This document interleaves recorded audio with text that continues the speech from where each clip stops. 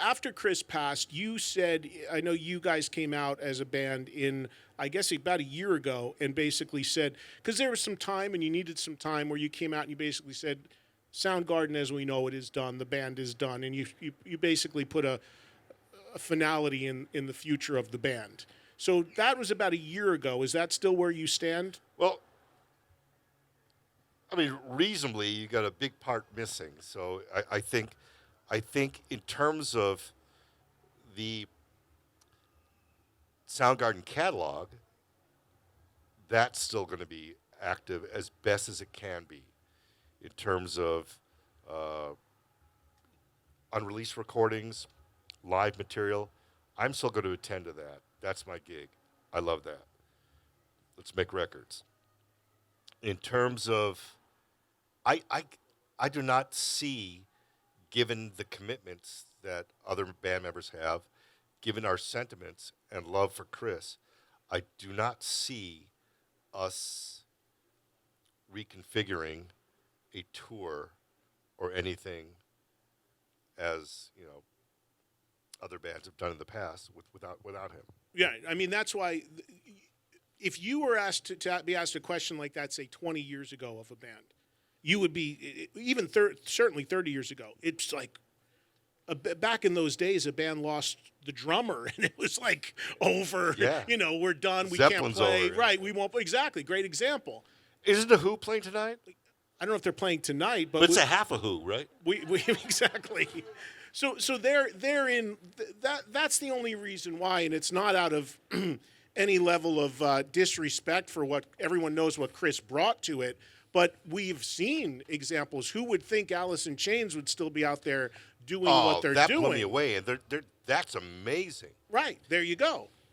Well, There's a precedent for it, is my point.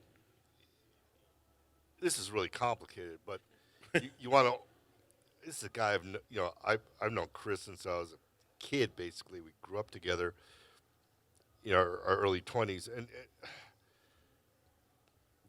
he was a teenager. You want to honor the work and legacy you did. Is it best to regard it and with dignity and let it rest? Do you want to honor it by celebrating the music and work that he's done? At this point, and this has been difficult for a lot of people in the family and the band, and I think our conclusion was that.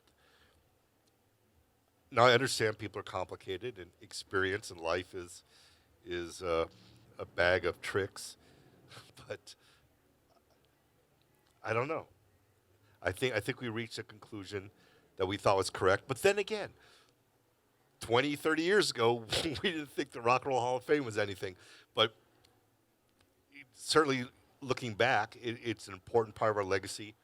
The Rock and Roll Hall of Fame is to acknowledge that, and now it's important. Let me ask you this. King Animal, widely regarded as the final Soundgarden record, but you guys had been working Final on the studio album. Studio record. Well, right, because we have this now, and maybe other stuff coming down the pike.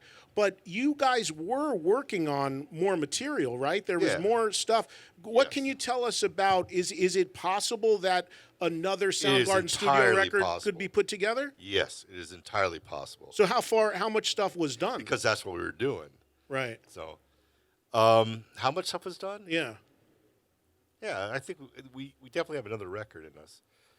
There was that Chris did enough vocally to cut. Yeah, stuff that's written, stuff that's demoed and recorded. Certainly, all it would need is to take the audio files that are available. I tighten up the guitar stuff that's on there, add other stuff. Ben does the bass. Matt, is able to, get the drums he wants. We get the producers we want. That make it sound like a Soundgarden record, and yes, we can totally do that. Is there an obstacle stopping that? There shouldn't be. There really isn't, other than the fact that we don't have those files. the audio of his voice, his vocal track. Yeah, because that's on. That's you know, that's Not under your Yeah. auspices. Is that okay? So hypothetically, if somewhere down the line that was made available to you, a record could be put together. yeah, definitely. And I think that will happen.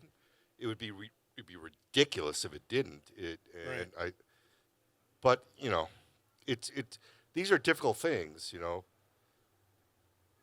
partnerships and I get property. you. Yeah, I got what you're saying. So, and one other thing now on all these reissues, do you enjoy doing this? Because I've got Super Yes. Unknown, Bad Yes. Motorfinger. There's a great box set on. You love I digging Super back. Motorfinger love doing this. What's the next one you're going to tackle? What else is coming? Well, Louder Than Love, which we're currently in the 30th anniversary of Louder Than Love. I'm sorry, but we're probably going to have to look at the 31st anniversary for a Louder Than Love box set.